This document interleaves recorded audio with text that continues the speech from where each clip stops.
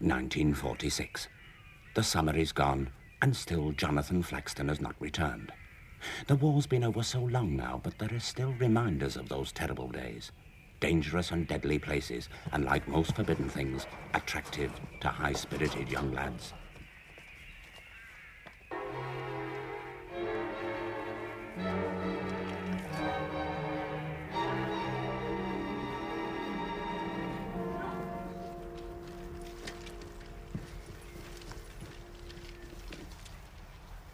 That's wonderful news, Mum. It really is. I can't believe it. I really had begun to think that it would never happen. Ah, it's been a long time. Oh, where are those boys? I can't wait to see Matthew's face. Well, that sounds like him now. Where on earth have you been? I sent a message over to the stables ages ago. No, we've just been around. Yeah, collecting stuff for the guy folks. Matthew, better read that. It's a telegram. Johnny comes marching home, stop. Expect me day after tomorrow, stop. All mile of Jonathan. What does it mean? Surely it's perfectly clear. It's Daddy's coming home! Day after tomorrow. Oh, we better get that guy folks finished. It's got to be a real whizzle fireworks. Come on, race into the stables!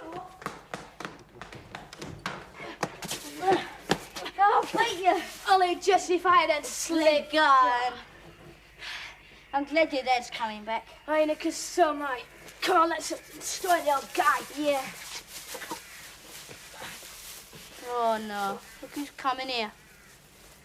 Tim Christ, how did you get in here?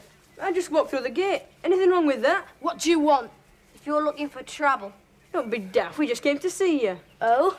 We just wondered if you could do with any extra fireworks.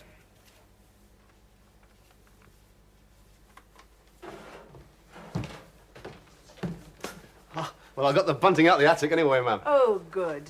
I'm getting in such a mess, Benjamin. We don't seem to have half enough food to make any kind of homecoming dinner. I got a couple of tins of spam over at the cottage. It wouldn't be much help, really, would it? Well, yes, it will. If Edith and I can rustle enough together from various sources. You know, I've been thinking it's a pity we couldn't organise something like a village party.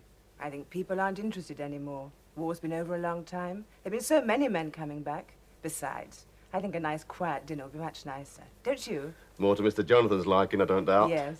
This lot's rather dusty, Ma'am, so I'll take it over the stables. Maybe the lads will like a chance to hang something out. Good idea. That's live ammunition. Of course it is. That's where we got the stuff for the fireworks from. From live bullets. You're both round the bend. Get off. It's easy if you know how. It's easy to get your head blown off, too. Aye, you're just a couple of scaredy cats. Here, we'll show you how easy it is. Martin, give us that firework we made. See? Nothing to it. And that's just as good as those you can buy.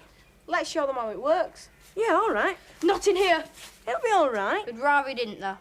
Look, it's quite safe. I ought to know. I made it myself. Matthew, Terence. Here, try it yourself later. Come on, lads, give us a hand, will you? Oh, sorry, I didn't realise you got friends in. It's all right, they're going anyway. Aren't they, Matthew? Yes. Are this going to be your guy, then? Hi, they're making a good job of it, aren't they? It's all right. Is that not going on for the welcome home, then? Yeah, that's right. A bit dusty. Can we have you put some up? It's funny you should say that. That's exactly what I've got in mind. When can we start? Mind you, I always think guys are kid stuff unless you liven them up a bit. Come on, Martin, let's go. And don't bother coming back either.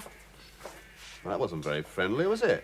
Wasn't meant to be. We don't like those too much. I rather gathered that.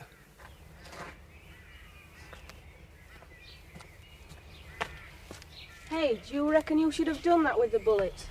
Shut up. Why not? Can you imagine their faces when the guy starts to go bang? Yeah, but they're bullets. Will it be all right? What do you mean, all right? Of course it will. They just give those two toffee-nosed prunes a bit of a fright, that's all. You'll find that one of the longer pieces stretches right round the front porch. I've been thinking, Benjamin. Do you think we've got enough fireworks? Because we do want to have a good display for Dad. Well, I reckon you've got as many as you're likely to get. Can you make your own fireworks? Make your own fireworks? I should think not. But if you had the gunpowder and stuff, Now could listen, you? fireworks have to be very specially made. And even then they could be dangerous if you don't handle them properly. Explosives of any sort, you just don't muck about with. Understand? This might be dangerous, then. Did you make that? No. What's in it, do you know? Just gunpowder, I think. You got any more like that? You sure? Right. I'm taking that. And don't ever let me catch you doing anything like this ever again. You understand?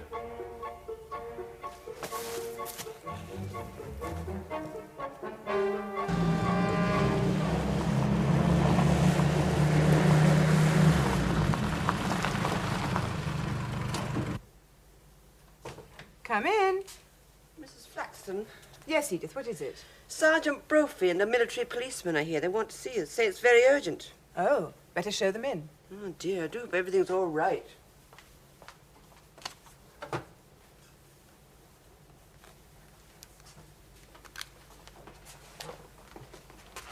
Morning, Tom. Morning, Mrs. Flaxton. This is Lieutenant Williams, military police. How do you do? How do you do, ma'am? I'm sorry to trouble you. Not at all. What can I do for you? Well, it's a bit awkward, Mrs. Flaxton.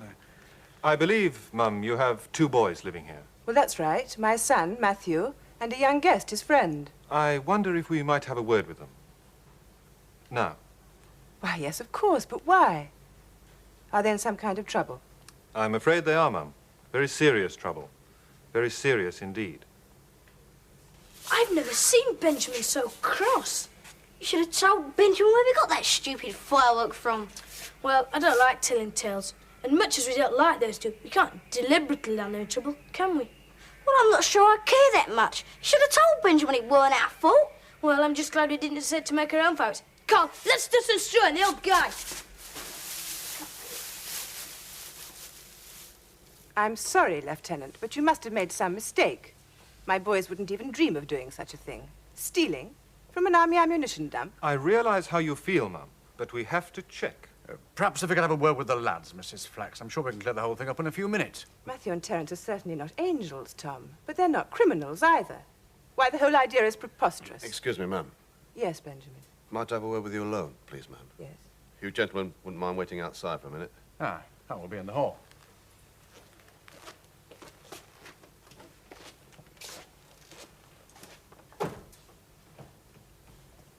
You're being very mysterious, Benjamin.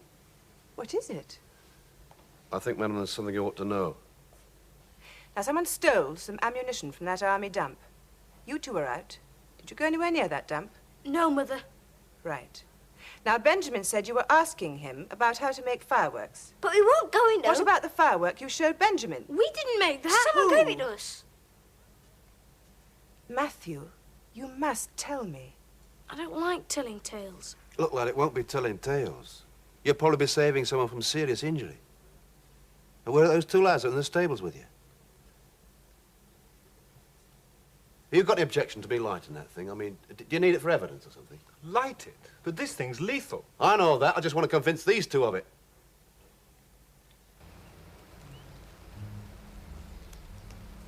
All right. Now, for I light this thing, I want you all back behind that wall. Behind the wall? We ought to take off then. Won't be anything to see, just an enormous bang. And a heck of a lot of shrapnel, so you don't want to get hurt. Get behind that wall. Ah, come on, let's get out of harm's way. Here. So that coat. What's this, for the guy? Yes, Mr. Whitehead gave it to us. He didn't want it anymore. Oh, heck. Your guy's better dressed than I am. Right there. Come on, come on.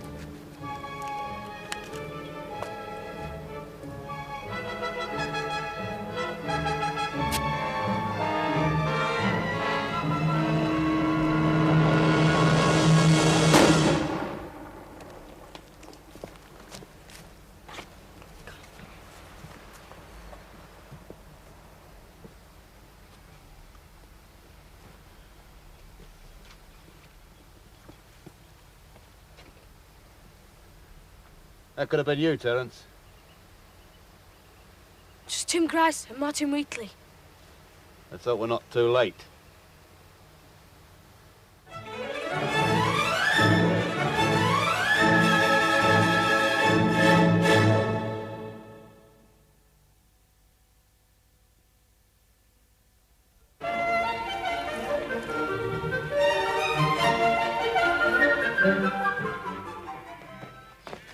Hey, look out!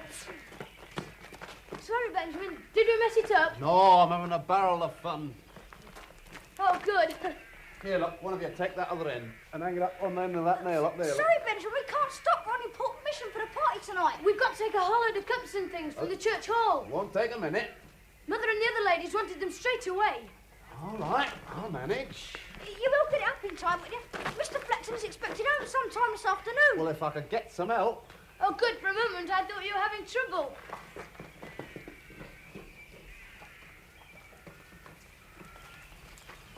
Here, old lad. Does thou need any help? Aye, if you could take up on the end.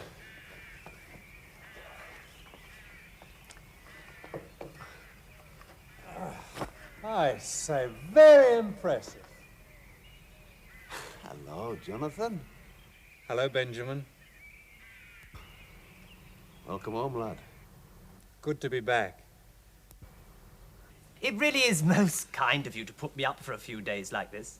Oh, nonsense, Gerald. It's a pleasure, isn't it, Elizabeth? Yes, of course. It's the most amazing coincidence. There I was standing on the station wondering what was to become of me, and off the train stepped Jonathan, insisted on rescuing me.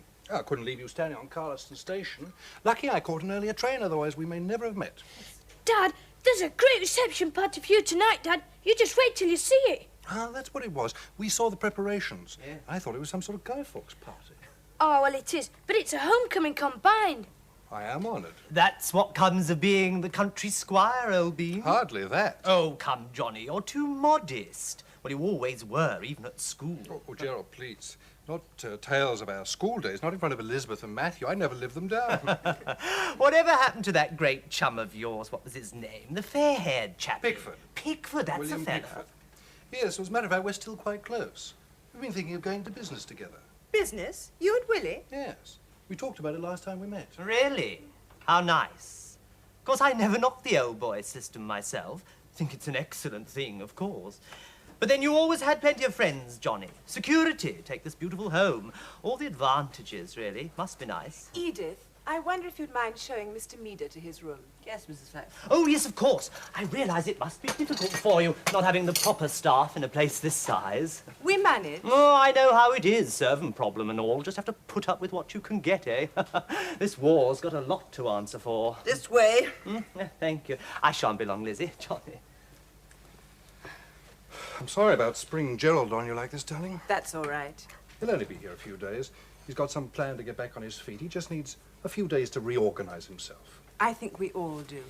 Benjamin's promised to take the guy down to the field in the truck. I tell you what, why don't you two go and organize the transportation of your guy, and then come back and we'll all have a chat before the big event. Yeah, come. It's great to have you back, Dad. Thanks. What's all this about business?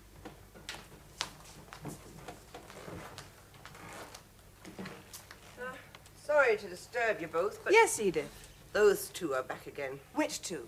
Sergeant Brophy and that military policeman. Want another word with you, if it's convenient, they said. At least they're a bit more polite this time. Better show them in, Edith. Yeah, and they'd better wipe their great boots, too. I've just polished that floor.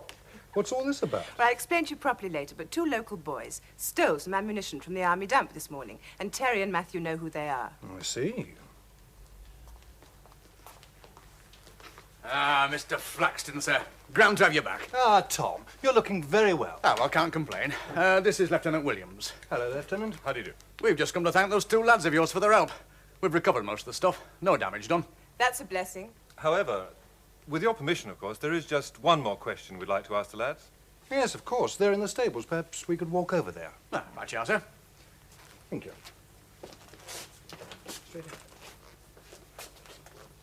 From what I hear, you two lads have saved two very stupid boys from serious injury.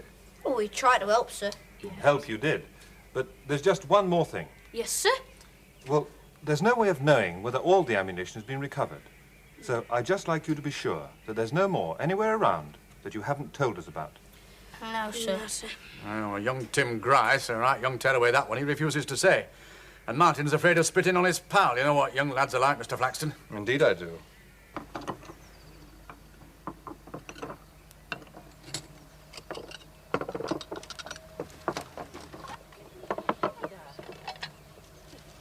You're so lucky, Johnny, having a home to come back to. And a lovely wife. And two boys. Oh, no, of course. Young isn't one of yours, is he? Only temporarily, I'm afraid. Oh, there you are, Clarence. Terence. Well, I'm just like you, old son. I'm a waif and stray, too. If it hadn't been for Johnny here, Mr. Flaxton, well, I'd have probably ended up in an institution.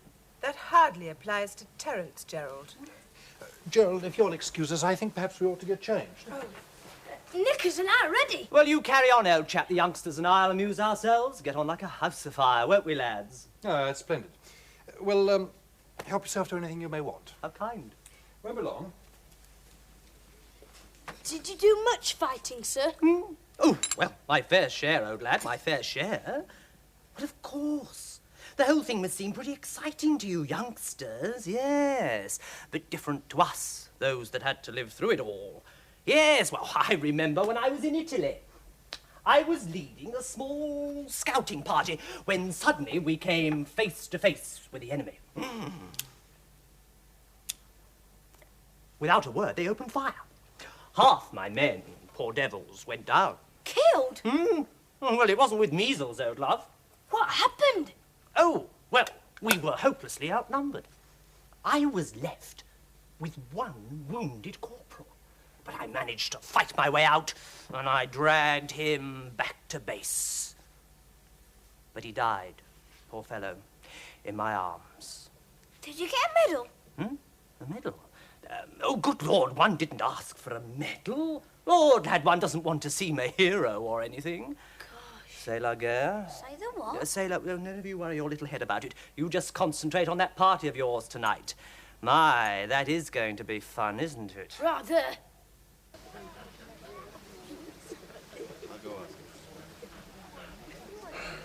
Excuse me, sir. Do you think it's time to lit the bonfire? Everyone seems to be here. Very good idea of Elizabeth's, this. I'm sure if more bonfires were properly organised, there'd be far fewer accidents. A properly organised display is always the best way of doing things. Do you remember all those bonfire nights that you used to arrange for me, Benjamin? I do that, sir. It's grand to have you back in charge. Yes. You know, I've been doing quite a bit of thinking while I've been away. Things aren't going to get any easier for large estates like ours. What we ought to do is cut our losses and get out. Get out, sir? How do you mean? Just that there's no place in the world for people like us. We're what's commonly called the landed gentry. We're an anachronism. What we ought to do is sell up and go into business. Sell up Flaxton Hall, sir? You can't be serious. Can't I, Benjamin? Thank you for your help, Sergeant. Ah, well, at least we can rest easy now, knowing everything's all right. Yes. Well, goodbye. Goodbye, sir. Hello, what's that then? Tim, Martin, what are you doing here at this time? Well, there's something we think you ought to know. Come on in. Well, what is it then? Well, you remember you asked Tim and me if we had handed in all the bullets? Aye. Well, there's still one clip. Where? It was just a joke. Tim hid them. Hid them? Where? In the Flaxton Kids Guy, folks. You what? Good heavens, child. You realise what you've done? Yeah. When they burn their guy, the bullets will go bang, give them a scare. They'll get more than a scare. Someone could get killed. Killed? What do you mean? Those bullets won't just explode. They'll actually fire. They'll shoot out, just as though they've been fired from a gun. And anyone who's in the way... I didn't know. I just thought that... Let's just hope they haven't lit their bonfire yet. I didn't know.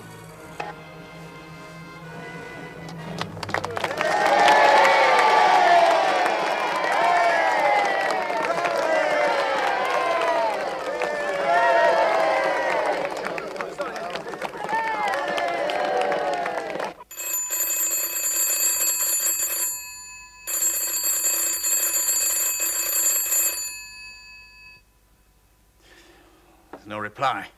They must all be out in the grounds. Aye. Lighting that bonfire. Let's not waste any more time. Let's get over there, quick. Look, we'll take the jeep. Let's just hope we're not too late.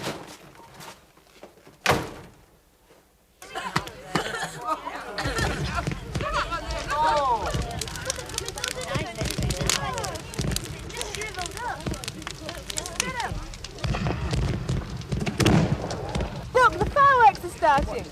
Look at that one go.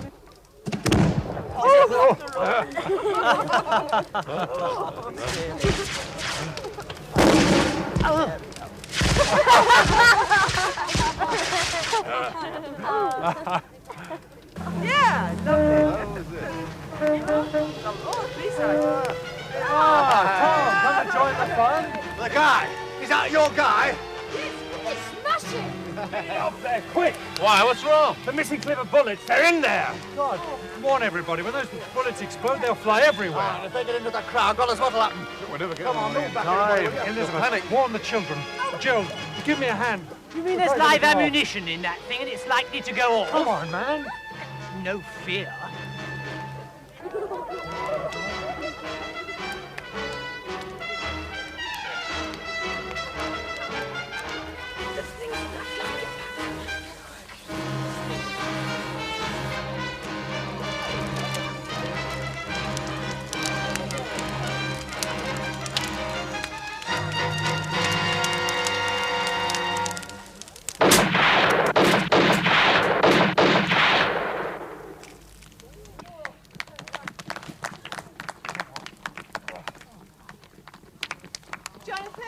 Benjamin, are you all right? Perfectly. Close thing, though. Yeah, if you hadn't acted so promptly. That was absolutely fantastic, Dad. You're heroes. Where's Gerald? I don't know. There he is. You all right? Is it over? Yeah, it's over. Oh, I feel so useless. If only I hadn't tripped just as I was coming to help. Oh my God. I've been hit. I've been hit. Where? It's my leg. My leg. Let's have a look. Oh, careful. Careful, the pain.